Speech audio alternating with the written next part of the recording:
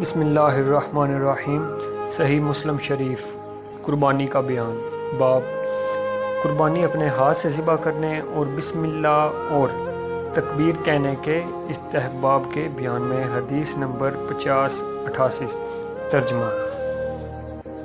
یحییٰ بن یحییٰ، وکیع، شیبہ، قتادہ، حضرت انس رضی اللہ تعالی عنہ سے روایت ہے کہ فرماتے ہیں کہ رسول کریم صلی اللہ علیہ وآلہ وسلم نے 2 سفید سینگ والے دمبوں کی قربانی کی۔ حضرت انس فرماتے ہیں کہ میں نے خود دیکھا کہ آپ صلی اللہ علیہ وآلہ وسلم نے ان دونوں کو اپنے ہاتھ مبارک سے ذبح کیا، اور میں نے یہ بھی دیکھا کہ انہیں ذبح کرتے وقت آپ صلی اللہ علیہ وآلہ وسلم نے ان دونوں کی گردن کے ایک پہلو پر اپنا پاؤں مبارک بھی رکھا، اور آپ صلی اللہ علیہ وآلہ وسلم نے بسم اللہ اور اللہ اکبر بھی کہا تھا۔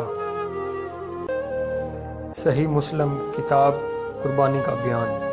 باب قربانی اپنے ہاتھ سے ذبح کرنے اور بسم اللہ اور تکبیر کہنے کے استحباب کے بیان میں حدیث نمبر 5091۔ ترجمہ۔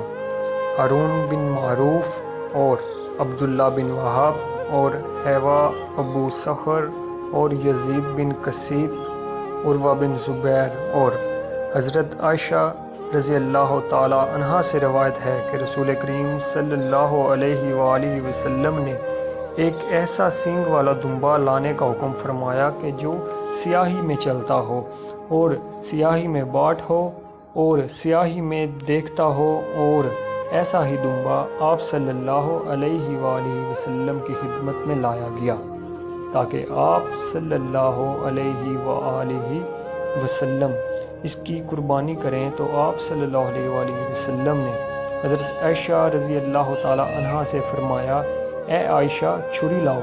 پھر آپ صلی اللہ علیہ وآلہ وسلم نے چھری پکڑی اور دمبے کو پکڑ کر اسے لٹا دیا، پھر اسے ذبح فرمایا۔ پھر آپ صلی اللہ علیہ وآلہ وسلم نے یہ دعا فرمائی، بسم اللہ اللہم تقبل من محمد و آل محمد و من امت محمد۔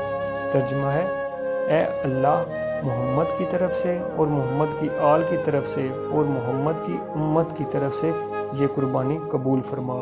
پھر آپ صلی اللہ علیہ وآلہ وسلم نے اس طرح قربانی فرمائی۔